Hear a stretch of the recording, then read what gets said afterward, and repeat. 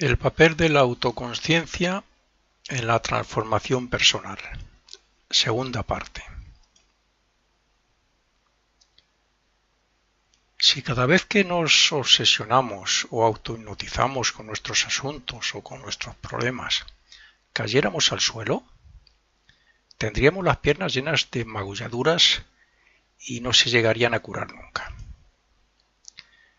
Si nos olvidamos la cartera en casa, si hemos tenido un pequeño roce en el coche o si hemos tenido unas palabras malsonantes con nuestra esposa, ya solemos estar todo el día preocupados porque el yo de la preocupación nos hace creer y pensar que algo grave puede pasar o que eso nos perjudica seriamente a nuestros intereses o qué sé yo, cualquier otra cosa más. Desde el punto de vista del yo, es decir, en estado despierto y consciente, esos hechos no nos deberían de preocupar en ese sentido. De hecho, solemos decir que todo tiene soluciones excepto la muerte. Tan solo deberíamos actuar de una forma razonada y consciente para encontrar una solución si fuera necesaria. Los acontecimientos nos eligen o eligen el momento para ponernos a prueba. Es una pregunta que tiene que ver con que por lo general las circunstancias, lo que nos ocurre todos los días, el destino que tenemos que afrontar suele estar basado en el pasado.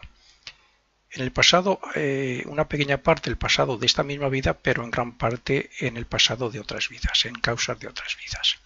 Por lo tanto, los acontecimientos, por no decir los ángeles del destino, eligen el momento en que cada prueba, por ejemplo, u oportunidad, se tienen que aparecer ante nuestra vida. Eso da igual, lo importante es que son ellos los que nos ayudan a despertar hacia el estado de conciencia del yo, siempre y cuando estemos expectantes hacia nosotros mismos y hacia lo que ocurre a nuestro alrededor. Los problemas son oportunidades de tomar conciencia de nosotros mismos. Es una manera de darnos cuenta de cómo somos, de cómo actuamos. Es el medio en que la conciencia nos dice, que te estás comportando mal, que esto no es así. ¿Hasta qué punto son felices los que se pasan la vida preocupándose por todo y sufriendo y amargándose por lo que no tiene solución? ¿Hasta qué punto son felices? Yo pienso que muy poco. Un coche destrozado, la muerte de un familiar. Cuando ocurren estas cosas así, pues esta persona no pueden ser felices porque ellos mismos se han creado ese estado de conciencia y de ánimo que envuelve y cubre al yo superior, que impide que el yo superior nos enseñe, nos dé alguna lección, nos dé algún consejo. Y como estamos rodeados de toda esa manera errónea de ver y de comprender y de actuar, mientras no salga de nosotros, de nuestra propia voluntad, mientras no tengamos la intención de observar nuestras actitudes, nuestras expresiones, nuestras acciones para corregirnos, pues ese yo superior no nos podrá echar una mano. El interiorizarnos para observarnos es lo que decimos despertar. Y dejarnos llevar por todos esos problemas es lo que llamamos dormirnos. Cuando trabajamos así sobre nosotros mismos, creamos una nueva mente y un nuevo carácter que nos hará ver las cosas de diferente manera. Pero si dejamos de verlas con la autoconciencia como el yo, volveremos a caer en ese estado hipnótico de la vida que no nos permite progresar como deberíamos. Veamos la diferencia. Si alguien critica a otro porque, por ejemplo, es racista, es muy posible que cuando alguien le diga que le están criticando a él por ser racista, se moleste o se enfade y hable o actúe indebidamente. Somos así. Pero si esa persona, por algún motivo anterior, se ha hecho consciente él mismo de que lo que le critican es cierto, reconoce que es racista, entonces es muy posible que no le afecte. Eso es una manera de el que está muy atrasado y más dormido, y el otro que lo reconoce, el que está más despierto, más humilde y está más desarrollado.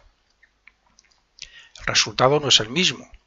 Y lo único que tendrá que hacer el que se reconoce a sí mismo como racista es eliminar ese yo de su carácter.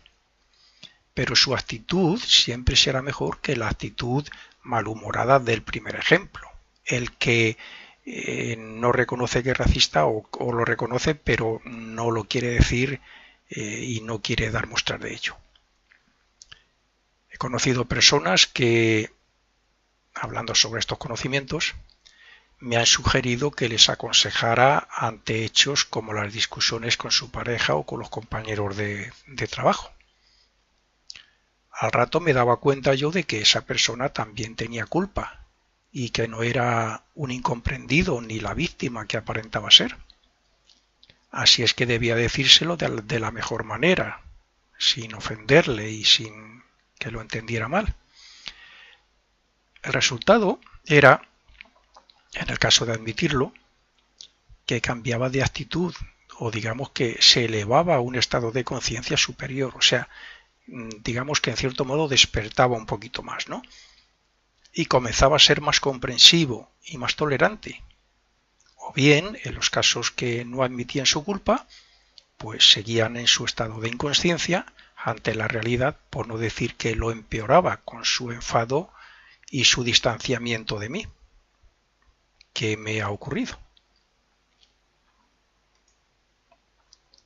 En estos casos fue el yo de la autoestimación el que hizo que esa persona despertaran o se hicieran más inconscientes de lo que en verdad eran. Y por eso, y como dice alguna escuela, deberíamos analizar todos nuestros yoes para ver cómo nos tienen dominados y cómo no permiten que despertemos hacia una conciencia superior.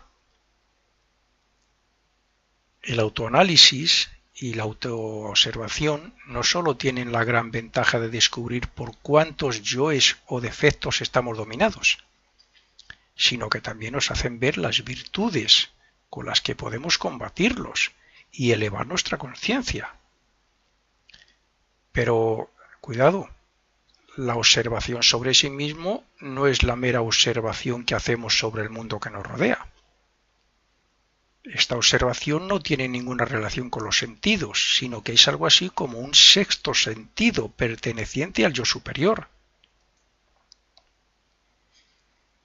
La observación es observar lo que nos rodea, observar lo que no somos nosotros, observar ese no yo que en alguna grabación he mencionado. Y la autoobservación es observarnos a nosotros mismos. Este sexto sentido es el que intenta que, ante una acusación, seamos humildes y reconozcamos la verdad, si lo es, claro, y no busquemos una salida o culpemos a otro. Estoy seguro de que si se nos rompe la cremallera de un abrigo en un día de frío, estaremos molestos casi todo el día, pero casi seguro que no nos pararemos a autoobservarnos, porque permitimos que nos domine. Y no nos paramos a autoobservarnos y mucho menos si hay algún motivo para que ese hecho cambie nuestro estado de ánimo hacia lo negativo en vez de ser comprensivos, razonables y más positivos. La verdad es que en general nos cuesta admitir que tenemos ciertos defectos o que somos malos porque no nos damos cuenta de lo que somos, que es esa inconsciencia o estado de dormido. Es más, no solo no admitimos nuestros defectos o nuestra maldad, sino que algunos incluso se sienten orgullosos, aunque lo oculten a los ojos de los demás. Esa elevación de conciencia o despertar que alcanzamos cuando admitimos que estamos dominados por esos defectos es lo que nos hace ver más clara nuestra situación en la vida y lo que nos hace más humildes, comprensivos y tolerantes. Los que no han llegado aún a trabajar así sobre sí mismos son cada vez más vulnerables ante los acontecimientos, ante las críticas y ante todo lo que les rodea. Toda buena intención que en cada momento o ante cualquier circunstancia manifestemos con la idea de analizar a la personalidad nos permitirá ver los acontecimientos futuros con más claridad. Pero suele ocurrir que cuando nos analizamos y observamos internamente, no queremos identificarnos con la personalidad, o sea, con los defectos o yoes que la componen. No queremos porque vemos que estamos cegados y dominados por rencores, recelos, preocupaciones materiales y otros sentimientos negativos. Entonces intentamos elevarnos por encima de todo eso y buscar algún nuevo sentimiento o alguna nueva virtud que nos sea útil para combatir esa imagen indeseable. Pero eso no es nada fácil, porque la personalidad desea ser la primera y subsistir a cualquier intento de aniquilación por parte del yo. Y por eso intentará engañar de nuevo con tentaciones que estimulen el orgullo, el egoísmo, el deseo de poder, etc. Recordemos que la personalidad tiene que ser pasiva para que el verdadero yo pueda manifestarse. El fin del trabajo que todos, consciente y voluntariamente o lo contrario, estamos haciendo, es la transformación. Una transformación que lleva consigo la elevación de la conciencia hasta un nivel desconocido para la mayoría de nosotros. Para alcanzar dicha transformación es necesario 4 cosas, voy a decir. Primero, un constante esfuerzo de voluntad para mantener la atención sobre la personalidad desde la consciencia de sí mismo. Segunda, un cambio mental respecto a los elevados ideales que deberíamos tener. Tercera, una práctica de la meditación y la concentración mental continuada. Y cuarta, un cambio respecto a lo que se piensa del mundo y de las circunstancias para no vivir identificados con todo ello. Naturalmente que si no persistimos en esta práctica podemos tener muchos inconvenientes según el desarrollo que cada uno tenga.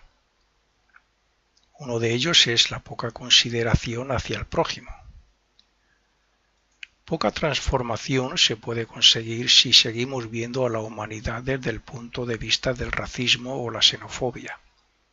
Es más, ni siquiera el más mínimo desprecio hacia alguien que conozcamos cabe en nuestro trabajo si queremos cambiar nuestra manera de ver el mundo.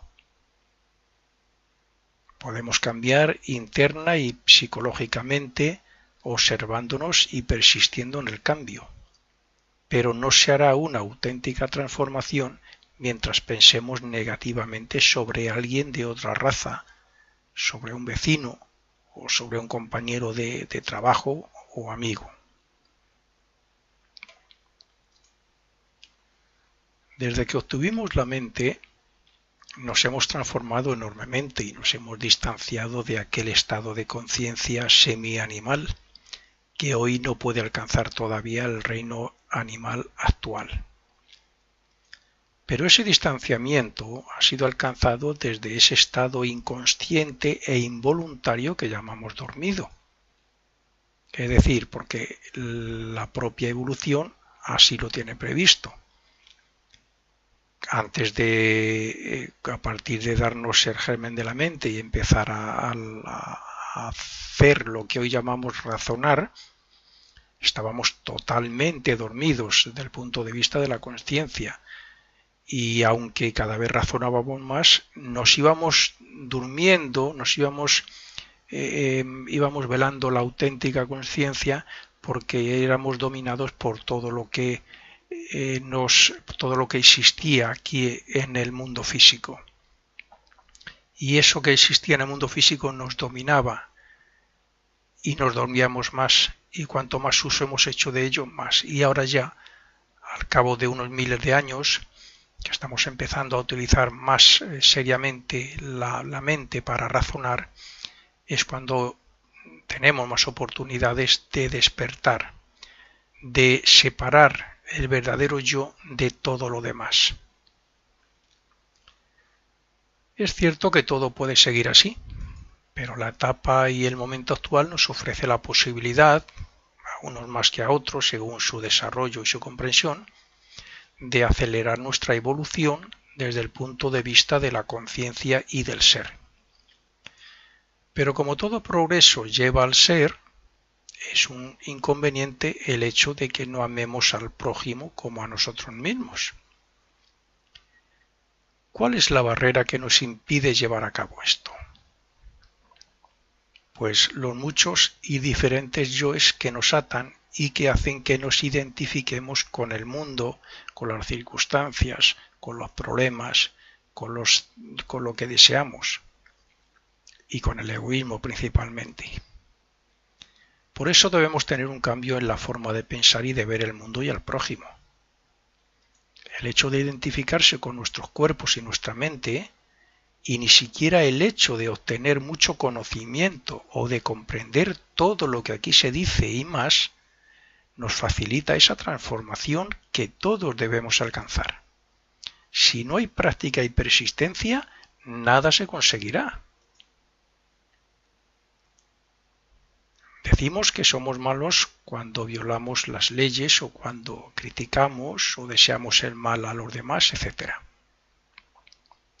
Pero no nos damos cuenta de que vivimos con un enemigo que no nos permite desarrollar la conciencia más rápidamente, precisamente porque impide que lo veamos. Este enemigo es ese automatismo que he dicho, esa inconsciencia que nos lleva a actuar más por instinto y por hábito que por voluntad propia, basada en nuestros más elevados ideales y en el discernimiento incluso. La inconsciencia o la falta de observación de uno mismo nos lleva, por ejemplo, a la crítica, mientras que la consciencia de sí mismo nos lleva a criticarnos a nosotros mismos, porque observamos nuestros defectos en forma de emociones, de deseos, de pensamientos negativos y sin control, etc. Muchas de las personas que lean esto se propondrán hacer este trabajo sobre sí mismo porque sientan la necesidad de hacer esa transformación. Pero en el momento en que su voluntad se debilite y su mente ande descontrolada, ésta se regocijará entre las emociones y los deseos de siempre y volverá a identificarse con los hechos y con los problemas que le rodean. Y a lo mejor pasará un tiempo y seguirá durmiéndose más hasta que vuelva a escuchar otra grabación como esta o similar o a leer un libro que hable de estas cosas y el yo le puede hablar un momentín y le diga ponte a practicarlo porque necesitas, porque tienes que hacerlo tarde o temprano.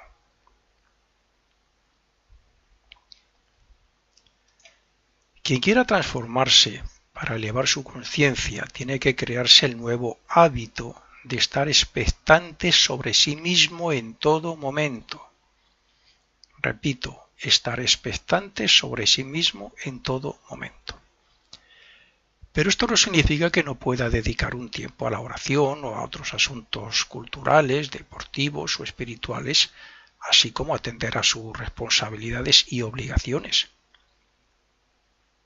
Se puede hacer igual. Atender a todo eso nos lleva consigo la inconsciencia de lo que estamos hablando. Santa Teresa dijo que Dios también estaba entre las cacerolas o los pucheros, que es como decir que se puede hacer cualquier trabajo con amor o como si fuera para Dios. De hecho, yo en algún tiempo lo he llevado a la práctica esto y sinceramente da resultado.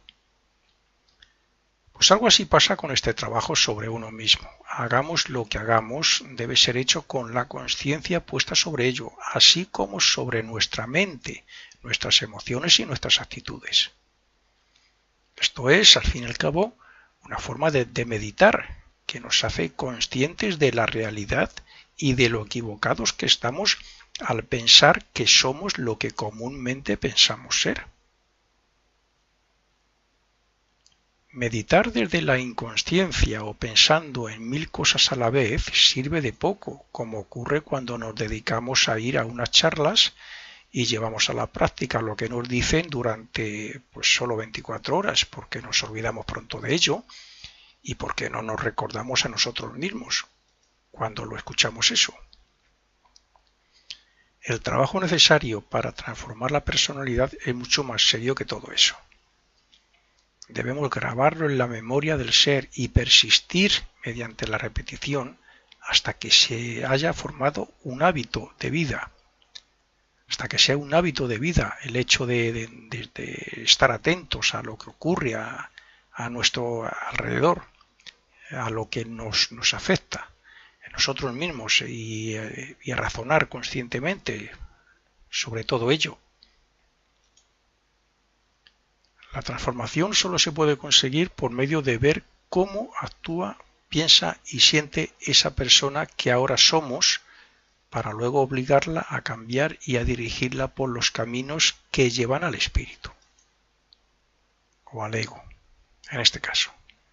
De nada sirve tener 1000 libros y leerlos para memorizar poco y llevar a la práctica menos aún si no tomamos sus enseñanzas espirituales como un trabajo obligado para nuestra vida cotidiana. Es más, de nada sirve leer 1000 libros si no tomamos conciencia real de lo que leemos. Hay personas que leen y leen y leen y luego les preguntas ¿qué han leído? Y no se acuerdan de apenas nada, no han tomado conciencia de ello. No estaban en sí mismos.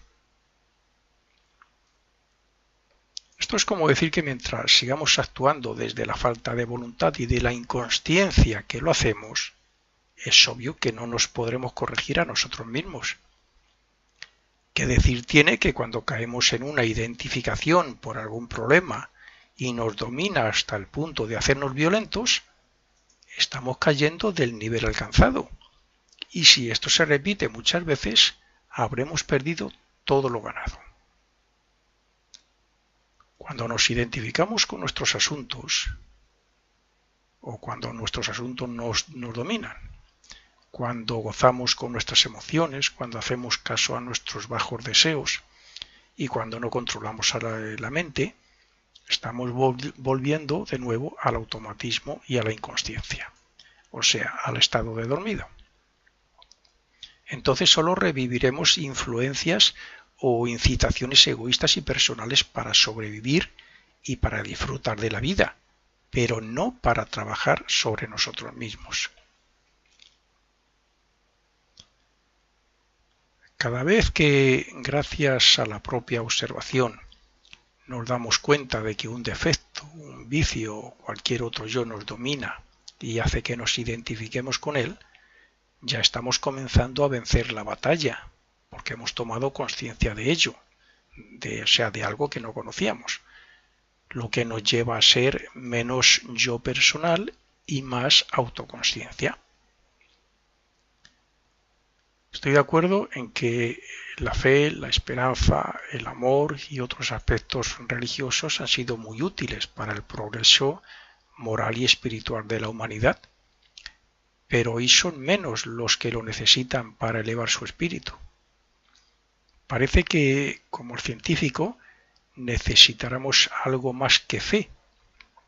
Es decir, necesitamos algo que, a la luz del intelecto, de la mente, nos demuestre que obtenemos resultados visibles.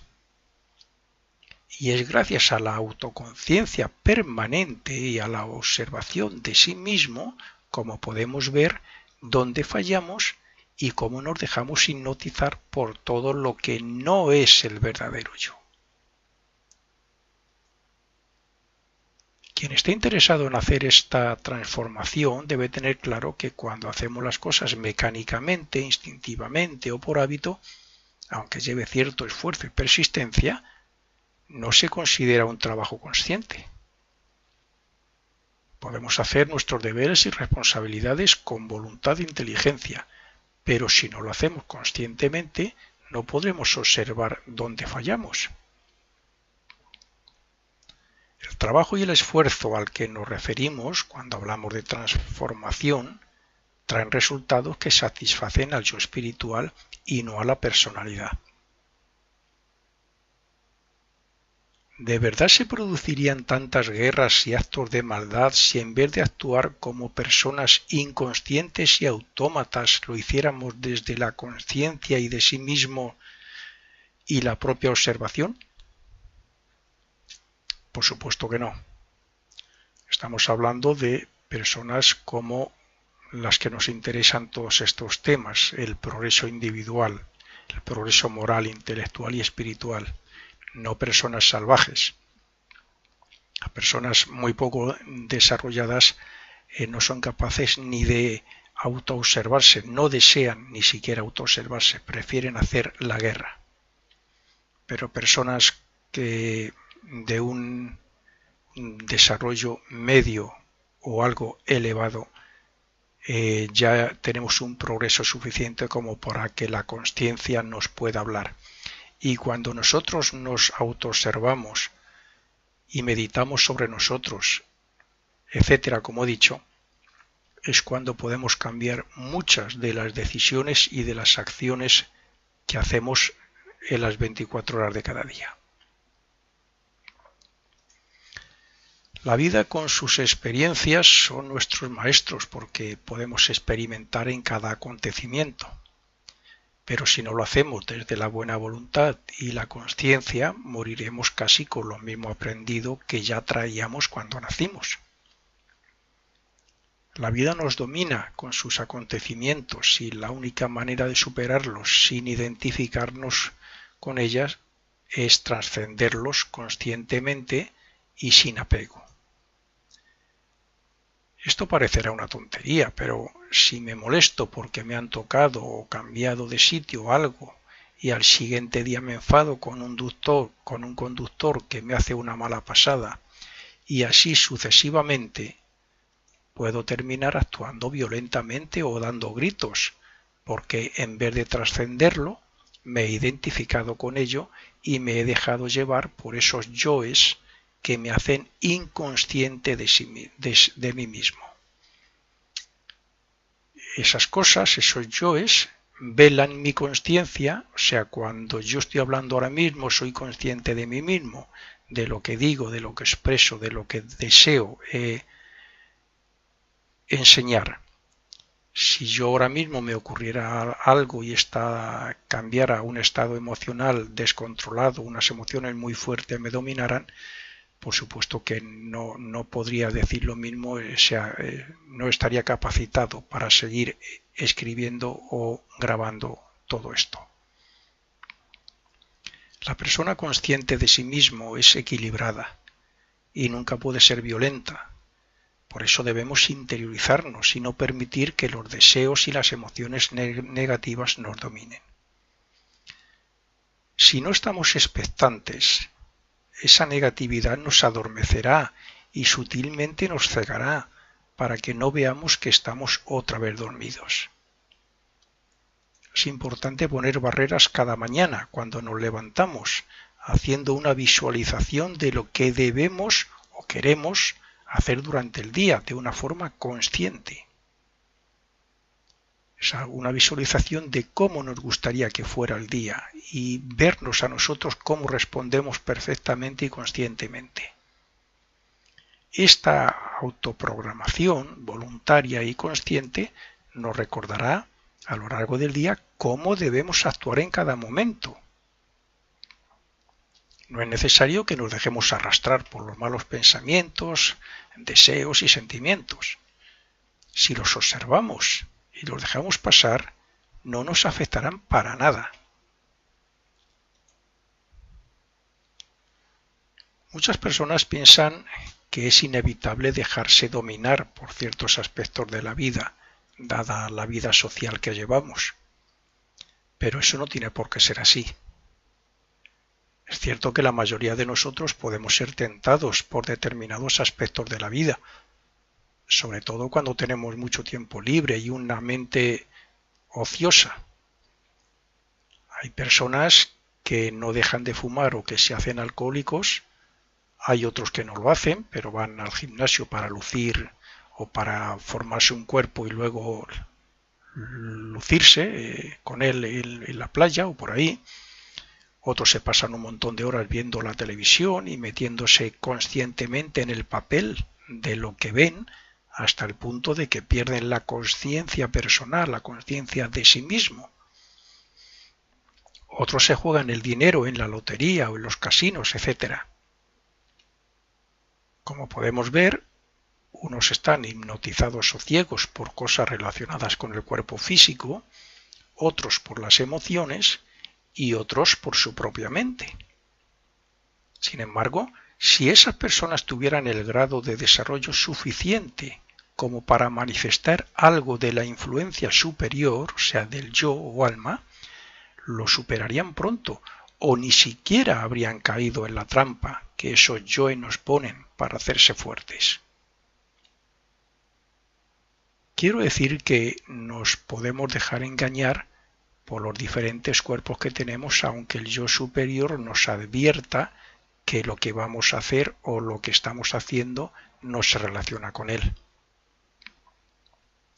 Todas estas pruebas y tentaciones fortalecen la voluntad y la razón, siempre y cuando las observemos, las razonemos y las dejemos pasar sin implicarnos con ellas de una forma voluntaria. Cuando caemos bajo el dominio de un defecto es porque no lo vemos, no lo razonamos voluntariamente y porque nos implicamos en él emocional y mentalmente. Pero también ocurre que nos dejamos dominar por un mal hábito porque nuestra mente instintiva, el yo imaginario que creemos ser cuando no razonamos,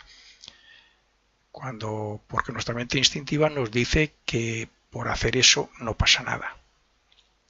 Claro que también los yoes de la vanidad, del orgullo y otros que aparentemente no le damos importancia, pueden ser los que nos cieguen y nos hagan pensar que somos un yo compuesto por todos esos defectos, vicios, malos hábitos, etc. ¿Cuántas veces hemos dicho algo incorrecto o incluso hemos discutido sin tener razón y luego nos hemos arrepentido?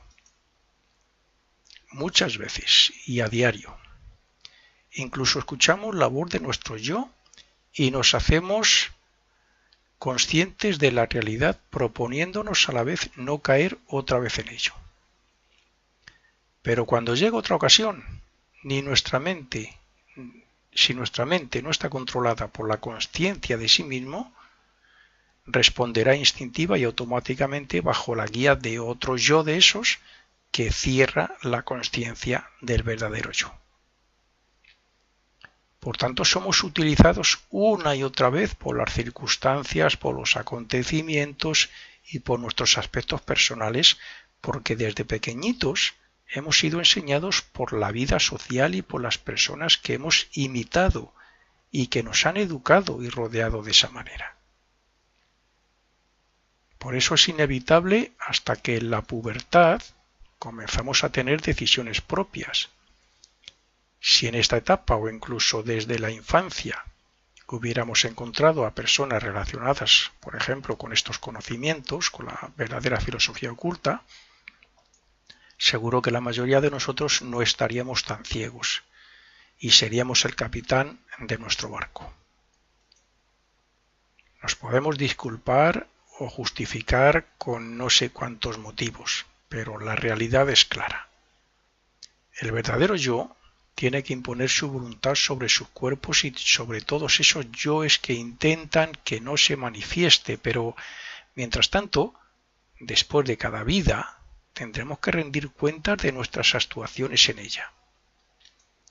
Y esto es irremediable y lógico porque si estamos evolucionando, tendrá que haber algún medio que nos obligue a rectificar nuestra conducta. El que está más dormido tendrá que hacer frente más a sus errores o sufrir más ante sus errores después de la vida.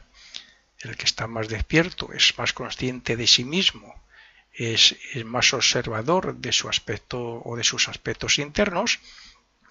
Ese seguro que tendrá que dar menos cuenta después de la vida aquí en el cuerpo físico.